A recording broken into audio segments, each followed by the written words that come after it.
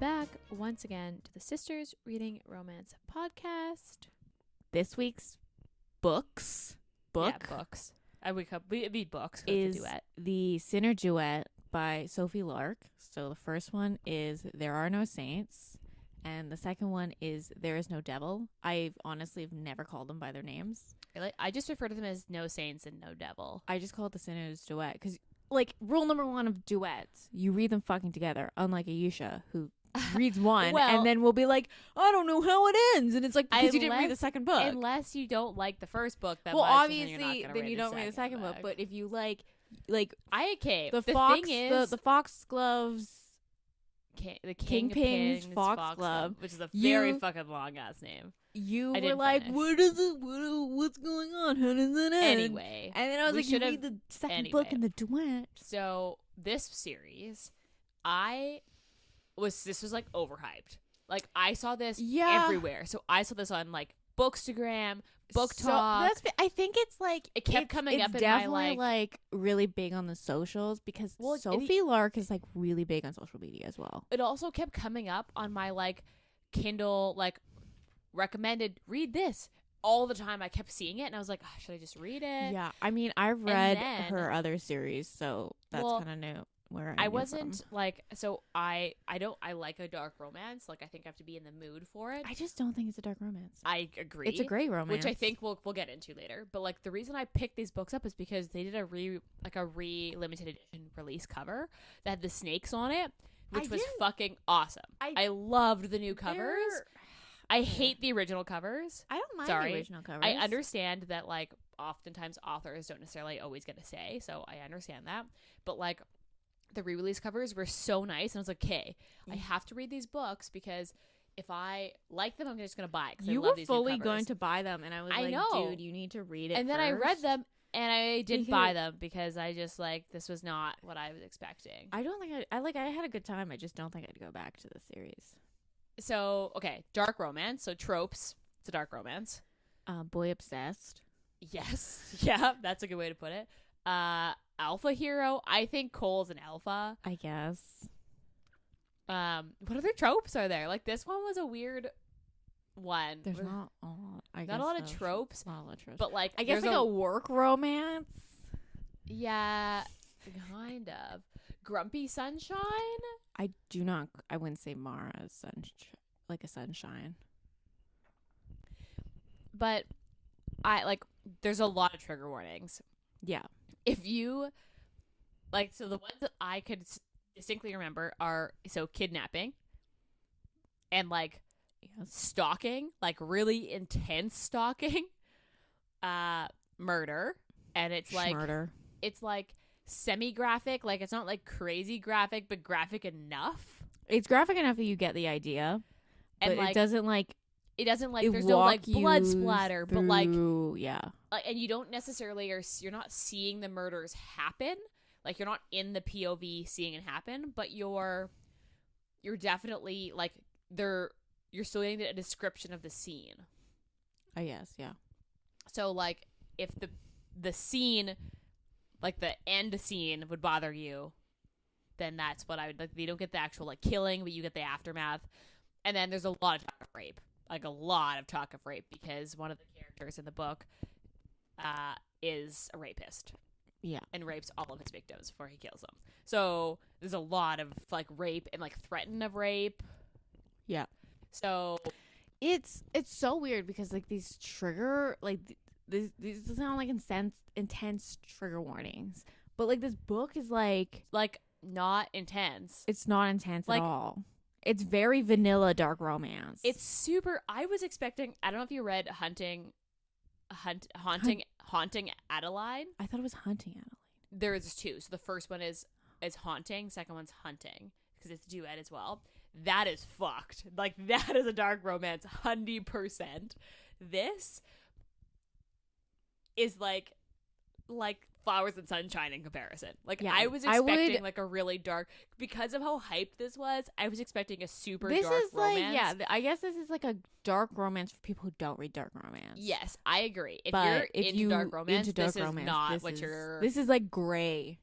this is like a light gray. It's like when people say 50 Shades of Grey is BDSM. Yes, that's what this book is. It's not really dark romance, but like it is because it's got the like beginnings of it, and like it started off really promising.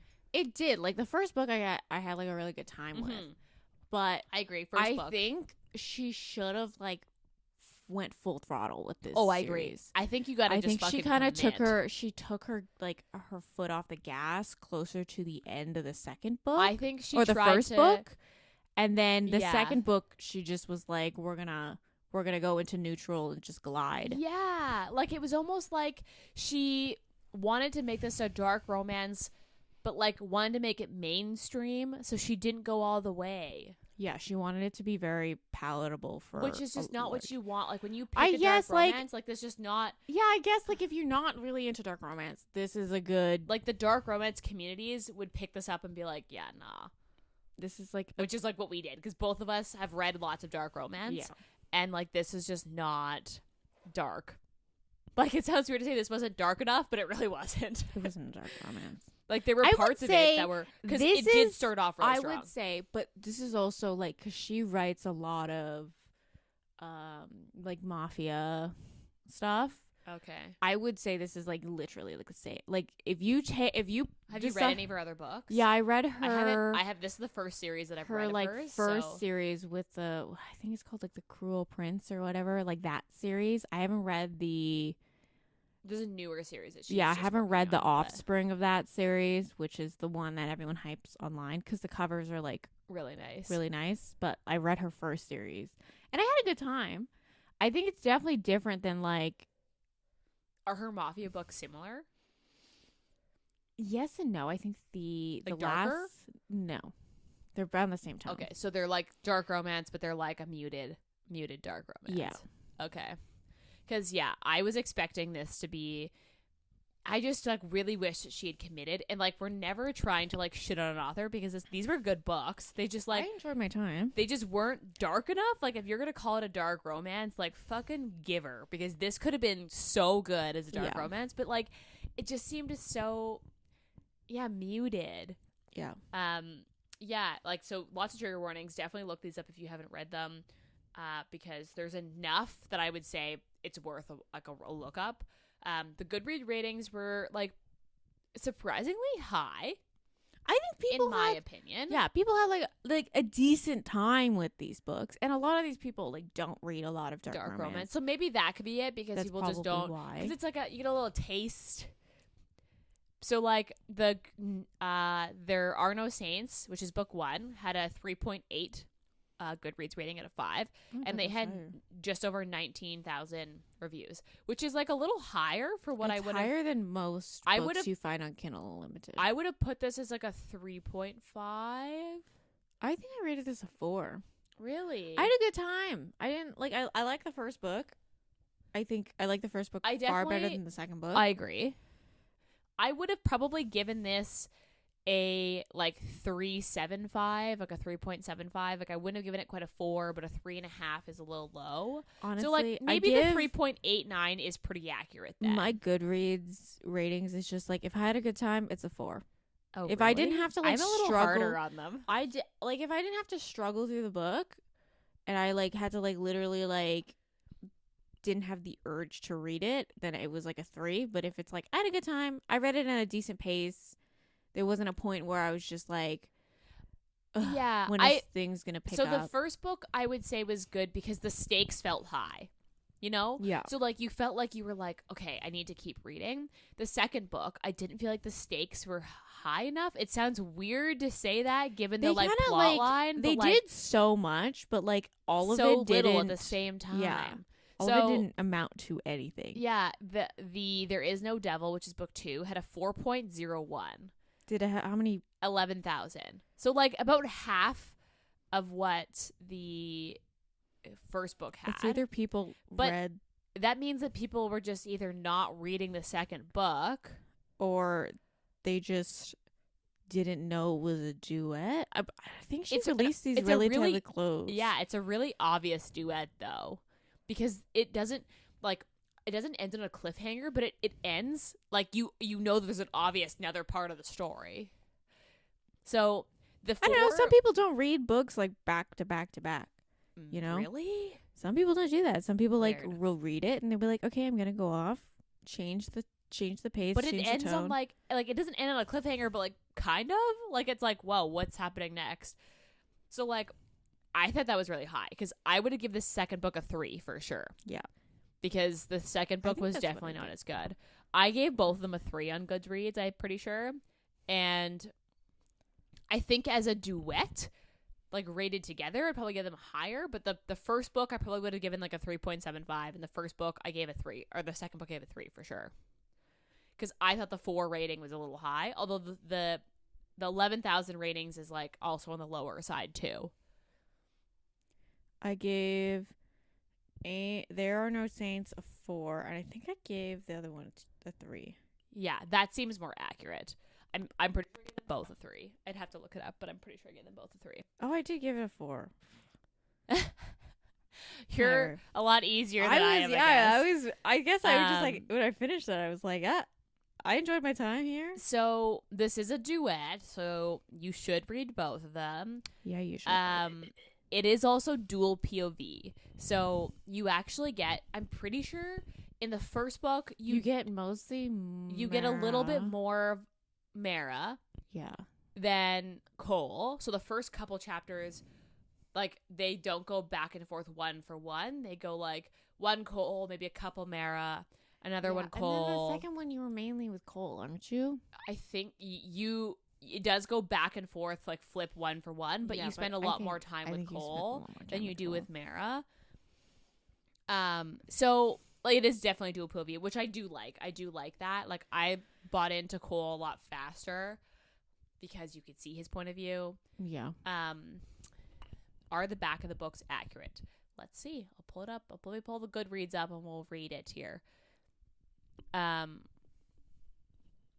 What I didn't like is that okay, we'll talk about it after this. So, this is book 1, back of the book.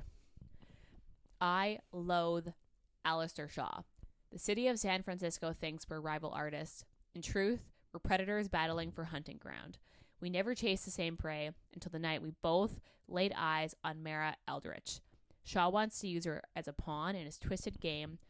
I'm fixed on her for a different reason. She makes me feel things I never thought I could feel, want things I never wanted. Only she can make me lose control. I don't know if I should protect her at all costs or destroy her before she ruins me. Mara knows I'm no saint, but she has no idea she's dancing with the devil. I thought that was accurate. I guess. For the first book, that's accurate because although the thing is, so this is from Cole's point of view, this back of the book. Yeah, but you spend more time with Mara. I guess like it makes sense because the whole premise of the book starts with what is happening at Cole, like with Cole, because like Mara is just like literally fucking thrown into it, and she just has to like she's like a casualty of what's going on with Cole. Yeah, kind of, pretty much. So it makes sense that So okay, so that's the first one. Second to back of the book, so I would say accurate. Yeah, to give you like an idea of what's going on, I would say that's accurate. Okay, so this is book 2, which is There Is No Devil. Oh, it's shorter. I couldn't kill Mara, but that doesn't mean Shaw won't. She's living in my house, always with me, always under my control. The more I push her, the more she pushes back. She's peeling away my secrets one by one, and I'm tempting her to do things she never thought she'd do. Shaw won't stop hurting her. When the time comes to act, will Mara be ready? I don't know. I don't know because it talks about like him, like she's under his control. She went along with what he wants. Yeah, because she's just kind of like, okay, yeah. Yeah, because she doesn't really have her. In the first book, this would have, like, if you haven't read them before and you read both of these, you'd be like, yeah. And I would say at the end of the first book, this intrigued me and I was like, perfect. But when you're actually reading the second book, like, this is not, she takes a back seat to a lot of what happens. Like, she's very, like, along for the ride. So she, like, there's a lot of push and pull that happens in the first book that doesn't happen in the second book. Yeah. Like, she's a strong, like, fuck you in the first book, where she's like, I know that you fucked this up, and, like, this is, like, I know this is your fault that this is happening to me. And she's attracted to him and likes him, but is, like, still very, like, warring herself with, like, how it's his fucking fault. And in the second book, she's just kind of like, meh, I guess it's fine. Yeah. I don't know. Like, this, she definitely takes a back seat in the second book. Yeah. But I think, like, she has, like, I think Cole is, like, throughout this book, I think he's, like, he wants to get rid of Alistair, but he doesn't want to, like, actively do anything about that. He just, also, like, has been, like, they've been almost, like, playing this game of dancing around each other, and it's they like the threat the other could kill, like, no, them I off. think Alistair likes that threat. I think Cole is just like, leave me the fuck alone, dude. yeah, he's like, this is just like a kink in the plan, but, like, he you're sees not him as, like, a child. Yeah, he's like, you're not really any competition for me because we're playing different games. Yes. And, like, Alistair keeps trying to be like, we're playing the same game, and he's like, no, we're not playing the same game. Which is true, they're not. They're not. They're also, like, their MOs are different, their, like, kinks are different. To the point that, like, I don't even think anyone knows Cole is, like, a killer. Like there's not, like, an actual, like, this is a serial killer. They're like, this person goes missing, that's really suspicious. Where, like, Alistair is full on, like, a serial killer, like a me. serial rapist murderer. Yeah. Who, like, dumps his bodies in the middle of, like he cities wants so people the attention, can find them. where, like, Cole is just like, I'm gonna, like, a very classic, like, Zodiac killer or Golden Gate, like, you know what I mean, like, those, yeah, where they're, like, super, like, I want the attention of you finding this body. So, I mean, okay, so let's go first book. So first off, Mara is, what, 26? Yeah. Like 25, 26, or 27. She's like, out of university for a like, year or two? Yeah, I think she's, like, 2 or 3 years. And she's a painter.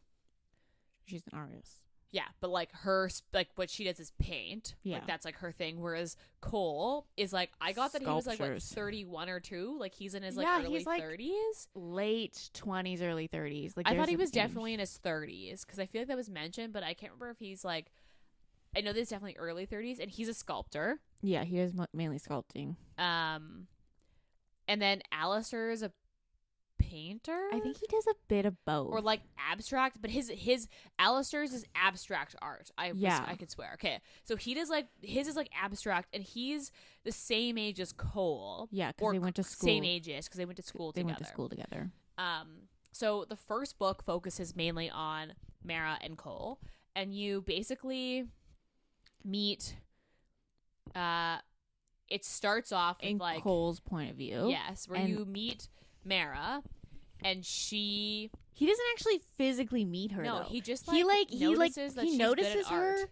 That, like, because she gets, like, a stain on her dress, and then she goes, and he thinks, oh, she's gonna go try to clean it up, but and instead then leave. she just, like, and then she just, like, tie-dyes her dress in the bathroom, and I'm like, someone runs into her and gets red wine on her white shirt dress. Yeah, and then she's like, so she takes her glass of red wine, goes to the bathroom, tie-dyes the how red does shirt. she fucking dry that on time though? Like, did she just, like, take or it it's off, just wet, put it on underneath the air dryer if it has an air dryer? I don't know.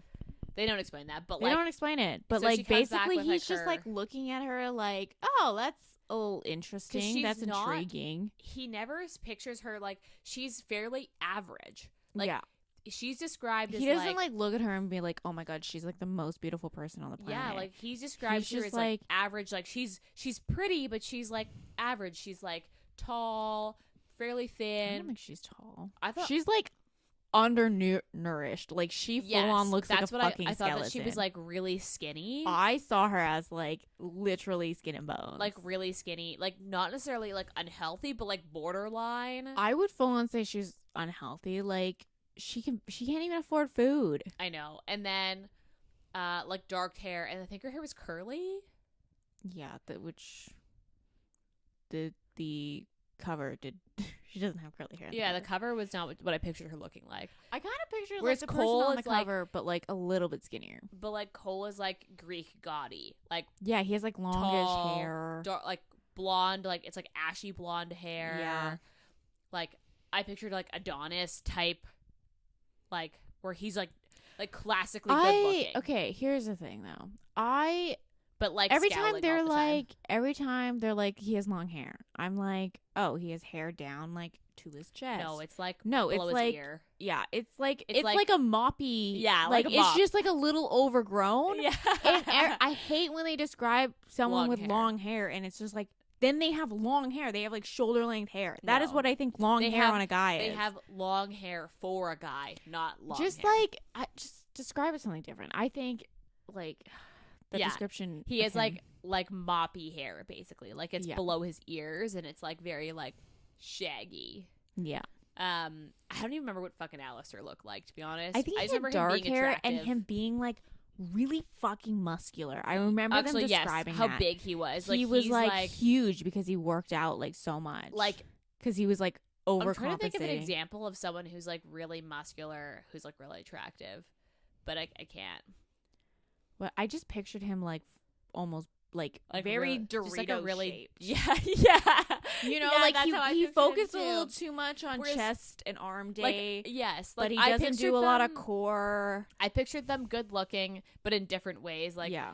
Cole was very like classically good looking, like sculpture like, whereas like Alistair was like new age good looking, where he like very worked out, Yeah. dressed really Very well, manicured, good looking. Yes, exactly. So like, which was interesting. So basically,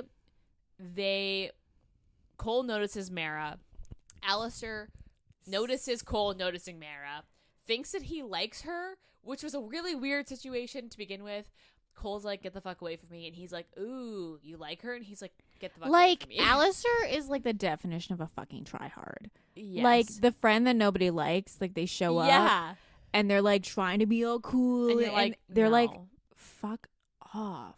Why do Yes. people invite you to places? Or he just like casually finds out and shows up and you're like, he's like, what? You guys are here too? And they're like, fuck, this guy's here again. Fucking hell, who But invited this guy? he's attractive enough that like he gets away with a lot with women, Yeah. which is what I Like got. he fucks like women in like fucking stairwells all the time at art galleries. And I was just like, yeah, he also like has gotten really big. So like they're both like up and coming The thing artists, is, though, kind of. the Where thing like is, both though, of them are young. they're like up and coming, and like Alistair is they're like ones to watch, basically. yeah, Cole but and like Alistair. the thing is like Cole points out is like Alistair, sure, he sells a lot. That's because he produces a lot. Where like Cole will produce less, but he sells for like an outrageous amount of money. Yes, And that's like quality over quantity. And that's where like he's like Alistair is just trying to make a buck. Like And he's just he making sees it art as, to make like- money. Where like Cole is like, I'm making art because I like to make art. yes, and he sees Alistair as just like a guy who's following the trend. Yeah. Oh, you like that? And then he'd make a whole bunch of it because it's the trend, and then he'd sell a whole bunch of it. Yeah. And then trend changes, he changes. Whereas Cole has a specific style of art that's him. Yeah. And Alistair just doesn't. And so he sees Alistair as very much of less. Basically, you then listen hear about Mara being like basically homeless and like poor and like an artist. She's She's, like, she the lives in a classic- house full of like I think there's like 6 or 7 of them. I think there's 8 of them. And it's like takes place in San Francisco, so it's like one of those like traditional San Francisco townhomes that you Yeah. kind of see. And she lives in like the fucking attic. yeah. And like they're literally on top of each other. And they share 2 bathrooms. Oh my god, So like very classic artist. Basically what happens like if we because not a lot happens at the beginning, we fast forward to like Mara Alistair follows her follows home. her after the art gallery thing because he's like, I'm gonna fuck with Cole and I'm gonna steal this bitch that he likes, even though Cole's just like, all right, well, I'm just gonna go Because Cole had his own agenda that he 'Cause needed to do. He had murdered like, somebody else. He was like, because like basically Mara was just like, he like saw her and he was like, interesting. And then it's like, moving on. My plan is. And Yeah, then so he has his own plan. So he had murdered someone else and was checking on the dumping ground. And then Alistair kidnaps Mara, undresses her, puts her in this like BDSM costume, pierces her nipples, which I thought was super weird. Yeah. And then ties her up, basically like hands and feet like together behind her. Yeah, like hogtied, and leaves her in the middle of buttfuck nowhere on this path right outside of Cole's dumping ground. Cole shows up to check on his dead body, goes, oh fuck, there's somebody here. He realizes that Alistair would have dropped her here because he recognizes her. Yeah, and then but he was like more pissed that Alistair trespassed on his dumping ground. Yeah, and he was like, fuck, like, well, if she dies, I don't have to like basically kill her because she saw me, so I'll just fucking leave her here to die. Yeah, he was just like, this is Alistair's problem. And then he just like walked off. So and Mara was just like trying to get help, like literally trying to get help. I don't know. So she basically has like her wrists are like literally slit and she's like bleeding out. Yeah, because Alistair slits her wrists. Yeah, beforehand. So she somehow manages to get out of it. She like unties her feet or something. Runs to the road. Gets picked up. I kind of pictured this. I know this is like San Francisco, but I pictured this like how Stanley Park is, where it's like this weird yeah, so like I pictured it kind of like in those weird those sections like fully in the forest that she was like dropped there, and then she had to literally just run through a path that like a car would come, and then she ends up getting like picked up. They drop her at the hospital. The hospital thinks that she basically tried to kill herself, and she's like, does it look like she's literally like, I was like park? Because like she's like in this like BDSM outfit. She was literally fucking hogtied. Her hands were still like probably like tied up, zip tied. And then like she's bleeding everywhere, and they're like, yeah, but you have a history of like cutting, suicidal thoughts because she had a rough upbringing. She has I would probably say she suffers from depression. Yeah, probably. So, like, I thought that was very odd. I wouldn't say it's very odd. I think it happens more often than we think. More often than we think. But, like... So, basically, they definitely, like, didn't even take it into account. No, so basically they were like... she tried to kill herself. Yeah, so she's like... They're like, okay, you're fine, go home. And she's like... So she's, like, traumatized, goes home. I don't even think she's, like, that traumatized. She's just like, well, this fucking sucks. Anyway, back to life, because like she doesn't have money that like she can like afford to just like so she just kind of like sit like let it sink in her life. So she just goes back to life. Also, she leaves the nipple piercings in, which I thought was strange. I would 100% take those out. I would just feel violated with the man. I feel like I'd take them out. So she goes about her life, ends up crossing paths with Cole, and he's like, this bitch should have died. Yeah, he's like, you were like, totally supposed to be dead. So and then she kind of like recognizes him, but like not enough because her subconscious was so fucked up in that moment that she just like, because she was like drugged and like dropped there. So he then gets obsessed with her, stalks her, and he's like, basically he's like, how did space in his building. This girl live? And he wants to know.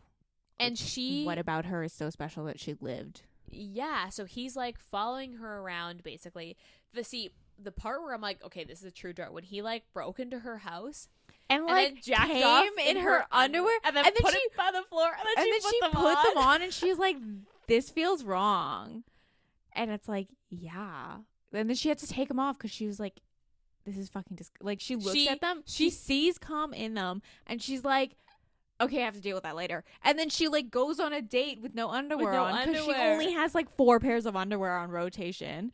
Yeah. So he like, and then Cole basically continues to stalk her. Eventually they have like a confrontation where she's like, I know that you were there. And he's like, I know what you're talking about. Because he keeps showing up to like her workplace because she works at like a trendy little brunch place. And he gives her a studio space in his building.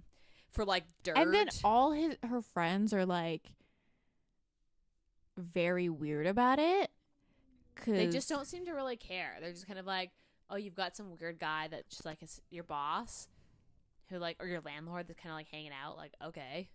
Yeah. Her friends are not really friends. They want to like meet him because he's famous in the art world. And they want studio space too. because like she couldn't find, like that was like one of the things, like she couldn't find studio space. Yeah. And she's like fucking poor, so she can't afford like really nice studio spaces. So she like lucks out with this studio. So basically they push and pull each other and start to like. We haven't even described what Cole kills people. He kills people, but he kills people. He kills people that are like really inconveniencing him, and then he puts them in his art. Not always, but not always. Yeah. But like the first person he kills, so like when after the art gallery, he goes after this critic who's basically really far up Alistair's ass, and he's like basically I think Cole insulted him once, and then he wrote a really shitty review of him, and like he can't really backtrack on like how he treats Cole in his reviews, so he continues to shit on him even though everyone is like, these pieces are great, and this critic is like, so he just like goes and like murders this guy, murders him, and then puts like his rib or something. He puts a bone in one of his sculptures, and then Alistair notices the bone in it, but then it sells, so he can't like go back and take it out. Like he has like this rib bone in a sculpture that's like obviously going to match the DNA for this guy who's missing. Yeah, but like, I don't think anyone would ever, unless someone told on him, which is why he was worried about, was Alistair was going to tell on him. But yeah, so basically Cole's a killer. I don't know if I'd call him a serial killer. I mean, like, I guess if you've killed multiple people, yeah, I guess like a serial killer is definitely like 3 or more people. But he's not like a psycho. He just has. He doesn't do it for the thrill of the kill. He does it because he's like, this person is in my way, and the best way to get rid of them is to kill them. It's almost like he doesn't have a conscience. Like he just deals with things like, okay, he doesn't have like this person wronged me, he must die, and like it's as simple as that. Yeah, empathy, not a strong suit. Yeah, like he's Cole. but I wouldn't call him a psychopath. He has psychopathic tendencies. Alistair's full on a psychopath. Yeah, for sure, because he like literally like murders, like rapes and murders women, young women, and like does it in like what, 3s? Yeah. Then so he'll do like a batch of 3, and then he'll go away for a couple months because he's like so high off the 3 kills, and then he's like, the high's leaving. I gotta kill some more people. But like, yeah. So basically, the first book is all about Mara and Cole like dancing around each other. My favorite part is when so they're starting to date, and they're like kind of a thing, but not a thing. So they haven't like had sex or anything yet, but they're like dancing around having sex, and they go to like make out in one of this like side rooms in the gallery. Somebody walks in on them who's like another person in the art world, and then Cole plays it off like, oh yeah, she's a new artist, she's sucking my dick, so that I like introduce her around, and she's like, fuck you, and like leaves, and then she goes someone else and on a canvas in the studio, and knows that like he's got cameras in there, so he watches her on the cameras because it's his building, in her studio, fucking some other guy on a canvas. She basically paints it with their they cover themselves in paint, fuck on this canvas, and then she goes and hangs it in his fucking office, and he goes to his office in the morning. That is a power move, and shows up and recognizes the painting as the thing because he watched them have sex the whole time. Yeah, because he was like, she ran off basically, and he's that. like regretting it because he's like, fuck, I should have done that, but like it's too late. And then he gets like a notification that she's like entered the building, so he's like, oh, she's probably gonna paint it out or make something. But he saw her leave with the guy. Yeah. So like, anyway, so he watches them have sex. I was like, this is a power motherfucker. I was like, this is a good book. Like, first he comes in her panties, which is super stalkerish and creepy, and then she's like, fuck you, I'm going to, like, I was like, this is looking up. I'm like, this is so far, I'm enjoying it. The sex scene wasn't great. No, but then they continue to dance around each other and like get closer. Yeah, and then he keeps threatening. So like the whole thing is like, every time she kind of tries to get close, he's like, I could kill you. And she's like, haha, you're she's funny. Like, yeah, she's like, you're not going to fucking kill me. Like, we've established this already, that you're not going to kill me. That's true. So so he keeps threatening to kill her, and she's like, yeah, good joke, buddy. She like believes that he could, but doesn't believe she basically puts him on, like, she basically is like, so she basically falls in love with him. Put your money where your mouth is. Yeah. And then she like literally like ties herself up and is like, fucking kill me if you're gonna kill me. So basically they're dancing around each other, and she falls in love with him, and then he's like, I'm gonna kill her. Fuck it. I can't not kill her. I don't like feeling this. So yeah, he's like, I don't like. He doesn't understand feelings. Preps himself to kill her, and she's like, all right, if you're gonna kill me, like, do it. Fucking do it. And then I love you, but do it. And then he can't do it. They have sex, and they end up just like in a relationship after. Yeah, basically he's like, you're mine now, and she's like, all right. Yeah, sounds like a great plan. And then the end of the first book ends with him dropping her off at home. She goes home to her like house full of 8 people, and finds one of her I would say her best friend in the house of roommates. Yeah, murdered in her bed, and she knows that it was Alistair because Cole. She like had kind of hinted. Oh no, she doesn't know it's Alistair. She thinks. She doesn't know it's Alistair, but she doesn't know that it's Cole either. So she's like torn between, I think like, by the end of it, Cole? I think by the end of it, she 100% knows it's Alistair. Does she? Because because doesn't he confess at the end? No, like, I murdered people. He takes her ID or something, or her friend's ID, or something like that, and then she connects the dots through like, why the fuck does he have that?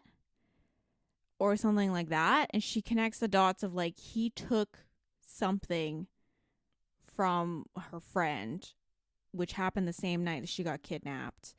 Yeah, and then so she connects the dot by herself. She doesn't ask Cole. And then I think she just asks him to like confirm, like, hey, basically this is what I'm thinking Alistair fucking did.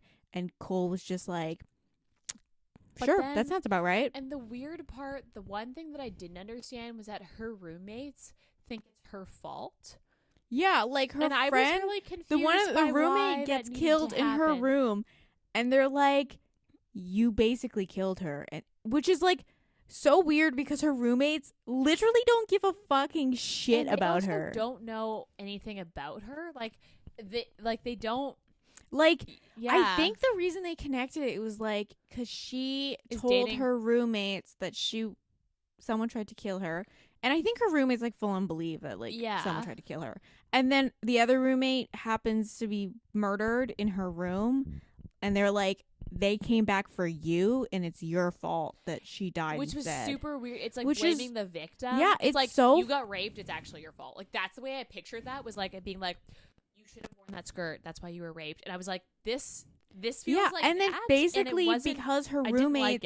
Basically, because her roommates are like blaming her when Cole was like, "Hey, you need to move in with me." One, because I can keep you safe, and 2, because these people are assholes. Yeah, and she was like, "Whatever, fuck it." She doesn't fight it because they're assholes to her.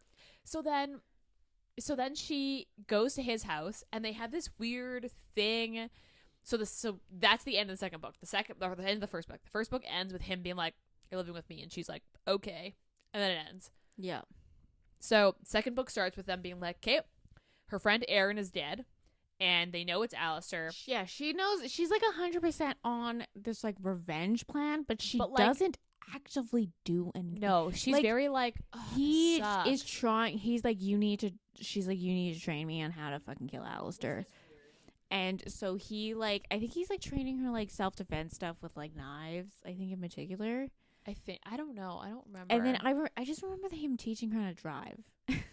Yes, because that's the one thing, because she doesn't know how to drive because she's never had a car. And his like, isn't it like a Tesla or something? No, or like something no. Nice? She like asked him to drive, and he's like, and then she like no, it is a Tesla, isn't it? Yeah, it's Tesla. Self-driving. It's self-driving, so he's like, yeah, you can't really fuck it up. Yeah, he's like, it'll fix itself if you do something wrong. And then she's like, yeah, I just remember that. The second book it's kind of a blur because the second book is basically domestic 80% fluff. Is like them domestic just, like, fluff. Yeah, hanging out. This cop comes around because he's confused as to why. Basically, after her roommate was murdered, they brought her to the police station because she found the body, and they were like, how convenient that your friend got murdered, and you said you made a report that someone tried to kill you. And she was like, yeah, I wonder if you actually looked into that. Well, this might not have happened. And it's like, guess what? I'm pretty sure I figured out who the murderer was. And they're like, Very interesting. It's you, isn't it? And they think that she has something to do with it. It was really strange how that worked out because I was like, I don't necessarily. They're like, how convenient that you survived and your roommate didn't. And it was just like, it was very weird the way they yeah, that was the scene. And then basically like she full on was like, it's Alistair Shaw. Yeah, so she straight up blames him. And then Cole was like, Ixay on the. You can't just throw names around. We're not ready for that. You just fucked us up. You just fucked us over. God, dude, shut up. Because then they start to blame Cole. Yeah, they start. But there's no reason to blame Cole. They're like, well, how convenient. Why wouldn't you blame your boyfriend? And she's like, why would I blame my boyfriend? Why would I blame my boyfriend? It's literally like the cop's entire storyline is so fucking stupid. It was weird. It was a really if they did a story, if she kept with a storyline that was like the cops don't do fuck all, would be fine. And they're like, you know what, we're gonna take this into our own hands. But there's one cop that's like, he's trying to solve it, Cole, but he's not looking at the full evidence and he's not listening to anybody. He's like, I think Cole did it, so I'm gonna find evidence. And he thinks that she helped him. Yeah. So she like he gets this like where he's just trying to like blame Cole, like he full on stalks Cole. Which is the reason why I thought the stakes didn't feel high in the second book, because in the first book you actually weren't sure, like you kind of knew that Cole wasn't gonna kill her, but like because they were pushing and pulling, like it was good. Yeah. The second book, you didn't. It's so domestically fluffy in the second book. And besides the weird that cop like stalking thing, Cole like, he just doesn't is, like its entire appeal of Cole was like, oh, he kills people. Yeah. But in the second book, he like doesn't do any of that. He doesn't even think about doing that. Makes her coffee and buys her clothes. Yeah. And it's so strange because it becomes very domestic, which is still cute. But like you kind of like go into his backstory and like why he started killing, but you never see that in the book. You're just like, oh, he talks about it a lot, but you never actually see, like, because in the first book you saw him stalk her, so you were like, okay, this guy and like killed a guy, he full on had like a full plan on like how to kill the dude like, that he went after. You got the fact that he was still a killer. In the second book, you completely forget he's a killer because he just like. Yeah, it does. And then she gets like her big break in art because like she's and inspired. then also her friends are also really bitter about that. So it's weird. Her friends suck. And then he goes and kills her stepdad who used to abuse her. You go into like backstories on both of them. So like Cole like murdered his uncle who because wanted his uncle to kill him because Cole was the heir of like all this money that his dad had, and his dad basically like neglected his mother, so his mother killed herself. Yeah. And then you go into Mara's background where she was like her mom was like a fucking gold digger and her stepdad abused her. But her mom was like, "It's your fault that he." Her mom was like, her mom basically was like, blamed her for everything, and emotionally abused her, and then so she ran away at like as soon as she could, like 17, 18. So and then it goes into like why she like I like the part when it talked about why she worked at the brunch place because she liked it, and also because the owner, like she came in at like 17 and she tried to for like a job and was like a pseudo dad for her. Yeah. But I really like that. It was weird because you got away from the dark romance part and it just became this like little domestic fluffy thing. Yeah, it basically turned into like a contemporary romance. And then you randomly get him, so like it's like the first 80% of the book is like them just like living together and like, should we kill him? Shouldn't we kill him? Maybe we should kill him. And then randomly Cole goes off and kills her stepdad and then shows her a video. Yeah, and she's like basically he used that excuse of like, if we're gonna kill Alistair, you have need to watch this video. You have to know how like someone dying looks like. Because you can't freeze. And she's like, show me. And I'm like, wait. It was what? really fucking weird. It was. And then he's like, I trust you. You could have this video. You could turn me in right now. And she's like, I won't because I love you. And then like throws it away. Yeah. And then or destroys it. Like, and then they basically from then on are like, we're gonna kill him. And they start to make this plan to kill him. I also forgot about there was an art critic after her or something. Because basically, so she gets her big break. She starts a series that is everyone's making a buzz about.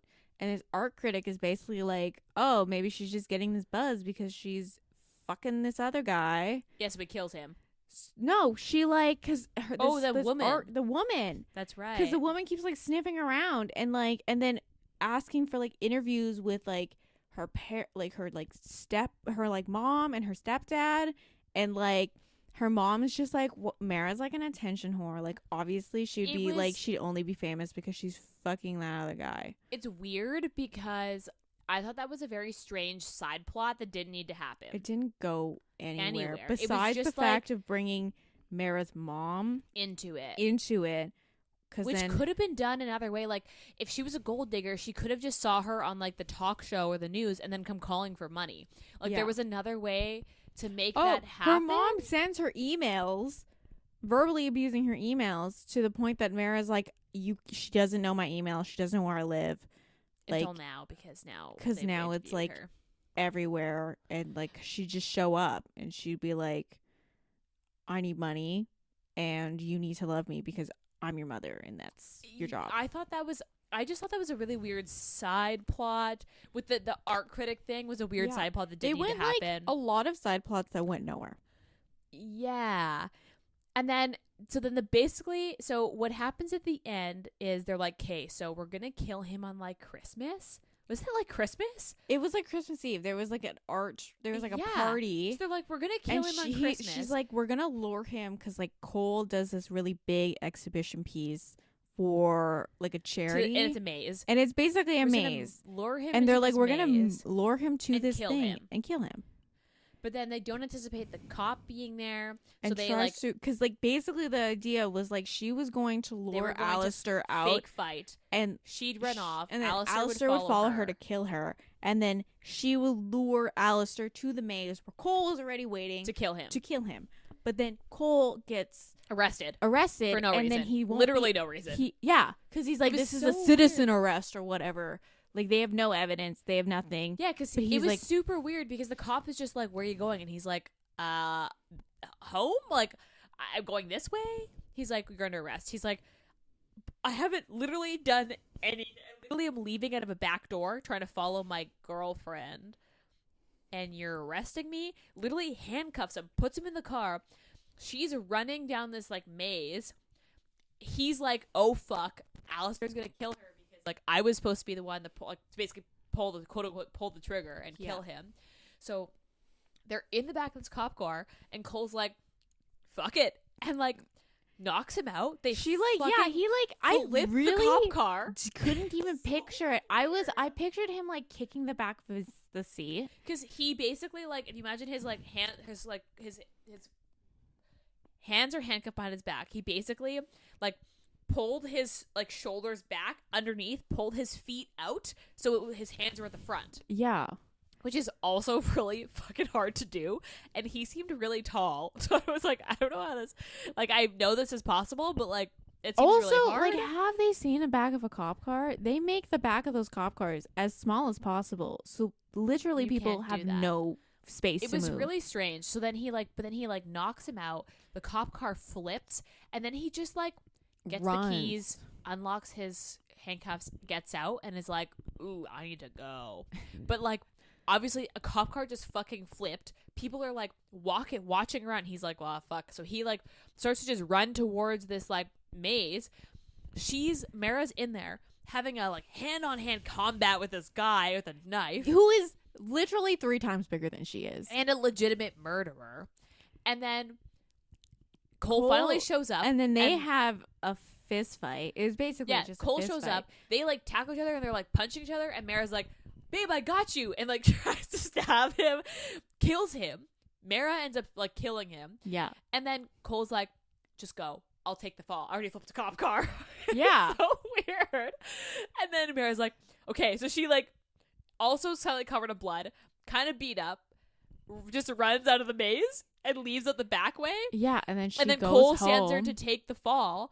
And then Cole obviously gets arrested because he's standing over a dead body with a knife and just flipped a cop car. And then basically he's rich, so he gets his lawyers on it. He gets out of like hold like 2 or 3 days later. Yeah. And nothing happens. Because she goes home, she showers, and then she's like, I gotta call the lawyer.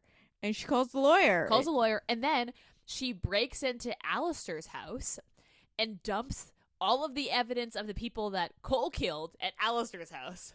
Yeah. So that it looks like Alistair not just raped and murdered women, he also killed these randos. Yeah. And then, because they go to Alistair's house, obviously, to look, and then she put everything, because, like, he had stuff hidden. Mementos. He had mementos, like, from his actual kills. hidden around and stuff like that. He had a box full of IDs. He took everybody's ID. She basically just, like, took that and put it all out in the open. Like, you didn't have to search for it. It was sitting on the coffee table. Yeah, and then she just added the 2 people that were suspicious, that were like suspiciously missing, that were connected to the art roll that Cole had killed. She just takes theirs and she puts that stuff with it so that it looks like he killed everybody. Yeah. And then Cole's let go because they found the actual killer and they realize that this guy did it. And then they match the DNA and they are like, oh shit, we fucked up. And Cole's like, yeah, you did fuck up. And then I fixed it because I killed him for you. The like detective that was following him was like,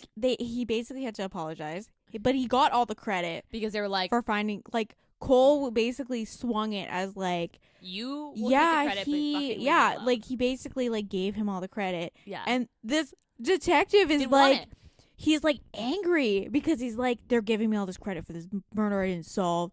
And I know Cole is a killer. And he's like all fucking angry at it. But he's like, he's still caught up on how Cole's a killer. Cole's like, you have no evidence I did anything. And you found, it was super weird. And then the book ends with Amara going to find her mom and murdering her mom. She poisons her mom.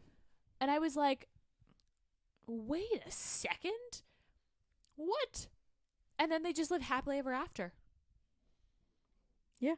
I was like, wait, and this all happens in like a 20%. Span of like 20% of the book, last 20%. But like this entire 2 duets happen in a span of like 2-3 months. Yeah. It's like, because it's summer. It's like September when they meet, I think. And then it's she's Christmas. able to like finish like 1 or 2 paintings at this point. I think she has a couple. Like, I think and then by the end of it, she has like a series of 4, and then Cole's assistant, who is like part of this, you meet her throughout the book. Also, because it turns out Cole likes to help people who are in positions of. So he just kills people for them. Yeah, he killed. So his assistant, who is like had a like piece of shit ex-husband. Yeah, so he just kills him. He kills the ex-husband for like. Very like, oops, it was an accident. And they're like, that was supposed to be like, oh, Cole's a good person, because the assistant is like, I know Cole has nothing to do with it. I'm just really grateful that he did it. And it was like, I'm so grateful that I'm not going to ask questions. Cole doesn't kill for selfish reasons. He kills to help others, unprivileged people. So the reason that I was expecting a really dark romance, and the reason that this book, like this duet, fell short for me is because, yes, you have to humanize the anti-hero. Otherwise, you can't buy I understand it. Humanizing, but I really wish they were like, actually, he's a really good person. Yes. Which, like, just, he's fucked up. Just like Poland, like, he's fucked up, like, and don't just be like, he's fucked up. He only kills because people are like shitty. Yeah.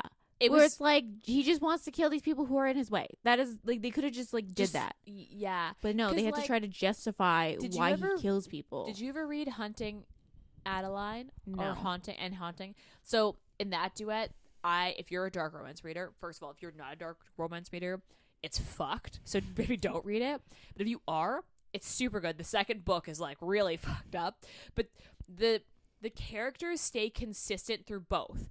And what I didn't like is that in the first book, in this one, Mara and Cole have a push and pull, where she's still a strong female character, where she's like, fuck you, I know this is... Yeah, and they're like watered down versions of themselves. The second book... Because she doesn't have that like back... Fire. Yeah, that fire or that backbone where she like stands up to him and like kind of like fights him on everything. Yeah. And he doesn't... He's like not... Like, he becomes like a mother hen, and you're like...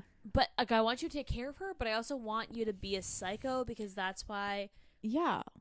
So, I overall just like I felt had like a this decent oversold. time, but yeah, I definitely think the oversold internet to was me. so oversold. So like, yeah, and some of the parts were like super good. Like when she made him like fucking jack off in her underwear, I was like, this is fucked. Like this is exactly It was the kind of dark romance shit that I'm yeah. looking for. But then The first book really reminded me of like Rena Kent stuff. I haven't read any of Rena Kent stuff, but I've heard her stuff is fucked. And like It's fucked. It's definitely like just like hits the gas pedal and just is like, they're just fucked people. It's fine. yeah, well, like so I'm trying to think of what I think it's like H.D. Carlton. I'll have to look it up. But like the Cat and Mouse Duet, which is the Hunting and Haunting Adeline books, that's a fucked up one. And this first book was still not as fucked up as those books. Yeah. But like had like a really It good had a good like I thought it was gonna get darker. I thought fully 100% at the end of the first book, I'm like, oh, they're gonna like kill people together. Yeah. They're That's gonna what be I a thought. serial killer duo. And I was really hyped for that. And then it turns into domestic fucking fluff. It was Where no one dies besides Alistair. And then maybe her stepdad and her mom. and her mom. And then the end of the book ends up with them like on a vacation somewhere, and it's kind of like I've tamed him. He's not a murderer anymore because I just him. wish they're like, okay, was he kills people, but she just helps him kill people now. Yeah. I wish it was kind of like he didn't have to like give up that portion of him. / like and he like I would have liked it better if he like tainted her more, and she would kill people basically what he does, and they kill people together. They're still serial killer duo. Instead, like yeah, she like tames him, but I was like, this is unrealistic because if he's got like legitimate psychopathic tendencies, you can't just like turn them off. Like they don't just stop. Yeah, it's just like, oh, this person's inconvenienced me. I'm gonna go talk to my girlfriend about this. Yeah, and she's gonna talk me down. And basically, yes, that's what I happens. think at the first book, Yes. if honestly at the end of the first book, if he like the way I understood these characters, if he came up to her and he was like, this person needs to die, and she's like, yeah, let's kill him. That's how I read those characters at the end of the first book. But the end of the second book, they were like, we don't kill people. The world will get like karma to them. Like the writer, the critic that was after her, yeah, basically got like karma or whatever, like against her. it was very. I don't know what fully happened. I don't remember what that fully part, happened. but like I basically they didn't kill her, and I was like, that would have been a great opportunity to let her kill come her together. I think you're right. It's very much a like if Cole got upset, Mara would talk him down, and then they just wouldn't kill. And like kill anybody. that just seemed very like. I was like, They go live in their rich fucking house. it make was some like art. the balloon just like deflated. It was like, and you're like, oh, They're like, now we're just happy. We're just happy. And Rich people Yeah. who make art. And it's like, you know what would have been great if you were a serial killer duo. Yeah. So okay, I think like I'm not encouraging people to be serial killers. I'm just saying that like for the tone of the book. So, okay, rereadability. I would read. I don't. I would not reread this. I had a good time. Don't think I'd go back to it. because like I wouldn't reread this because it just like wasn't what I wanted. Yeah. I wanted this to be darker, not necessarily as dark as some of the other books I've read, but like it felt watered down. Yeah. It felt watered down almost so the author could sell it more to the mainstream. Yeah, to like the reader? Booktok, to the people who like kind of read books that come off the internet buzz. Yeah, so I felt I'm really not saying disappointed in that. I think the writing was fine. I think Sofie Lark is a really enjoyable author. I think you'll have a decent time with majority of her books. Right. Like I've read an entire series from her and I really liked it. She's writing a like I think the next book she hinted was going to be like a retelling of the like Anastasia like movie, and like I think I have a good time reading. I think I'd go back to Sophie Lark. I just wish this was she just went balls to the fucking walls with this. Yeah. Like, I just think that this being sold as a dark romance was incorrect. Yeah. I think it was labeled wrong. So, and I think a lot of people like us who read dark romance. Yeah, read dark romance and kind of enjoy that like really fucked up story. Yeah, like it's not for all the time, but like I read a dark romance for dark. Yeah, for dark romance. Yeah, like for really fucked up shit. Like, I really want to, like, in the middle of the story be like, why the fuck do I like this shit? And then keep reading it. Like, that... Yeah, where you're, like, kind of disgusted. And you're like, why the fuck do I keep doing this to myself? But then you keep going back and reading them. Read it, yeah. Like, that's what I want from a dark romance. I don't want... it's kind of like a contemporary romance that has a little bit of murder in it. Yeah, I agree. So, like, rereadability, no, I wouldn't reread this. I wouldn't read them. My rating, I would give this. Okay, if I went back, if you rate the as a duet, what would you give it? I think I'd give it a 4. Really? Okay, I would give or this, like maybe like a 3.5, I guess, because the second book kind of. I would give this a 3.5, and the only reason I'd give this a 3.5 is because it was labeled the dark romance, and it was not a dark romance. I just think the second book just kind of. I think if this wasn't labeled a dark romance, this book would have been rated higher for me because I wouldn't have gone in expecting a dark romance and not gotten it. Okay, steaminess. I don't know. There's not a lot of sex in this book. No. It's like one sex scene per book. In the first book, there was a lot of like angst because they were like dancing around each other. You knew it's it was like happen. It was like really weird because a lot of sexual things happen in the first book. So like he jacks off in her underwear. Which like he like jacks off in like, oh, we forgot to mention he rented a house to spy on her and jacks off while he watches her jacks off when stuff. he's like looking at her through a telescope, and then she has sex with that other guy and that's like it was relatively detailed. I wouldn't say it was as detailed as when they have sex. But you know, like it's good because what is there's going like on. There's like a build up in the second book. I don't think do they even have sex? I think they have sex a couple times. There's like, but it's like because she starts living there, so obviously. But I don't think it's anything close to. It's not like it's definitely not memorable. No, I don't even remember them having sex in the second book. I think I remember having like I think there was a shower sex scene, and I think it was just like sex downstairs in that room that his dad's office that they destroyed. I feel like they might have had sex in there. Maybe they probably had sex there. They probably had sex in the bed too. She's like fully like he fully was just like you're like fully like living with me.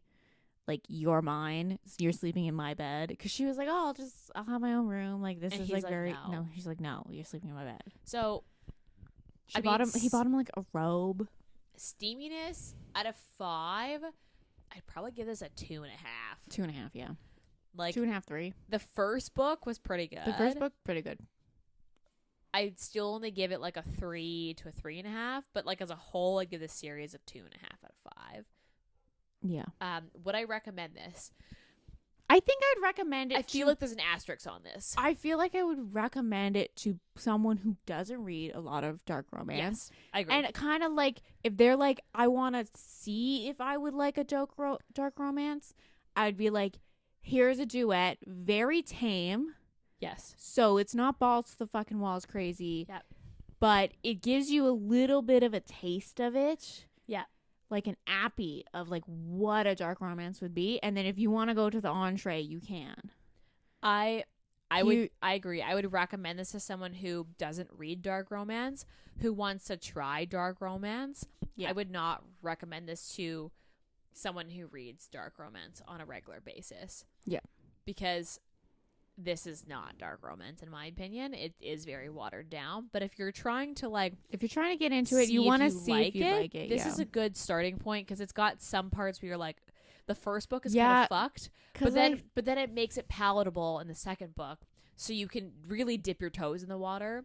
So I would agree and say to a novice dark romance reader, I'd recommend this. Yeah. But as a whole, this isn't a dark romance. It's not dark romance.